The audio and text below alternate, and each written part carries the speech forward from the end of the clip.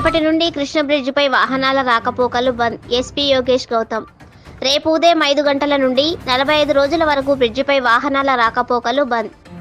కర్ణాటక ప్రభుత్వం తెలంగాణ రాష్ట్ర సరిహద్దు ప్రాంతమైన నారాయణపేట జిల్లా కృష్ణ మండల సమీపంలో ప్రవహిస్తున్న కృష్ణనదిపై ఉన్న వంతెన మరమ్మతులు చేపట్టనున్నందున ఈ నెల 17న ఉదయం 5 గంటల నుండి NH 167వ జాతీయ రహదారిపై రాయచూరుకు 45 రోజుల వరకు రాకపోకలను నిలిపివేస్తున్నట్లు జిల్లా ఎస్పీ యోగేష్ గౌతమ్ తెలిపారు.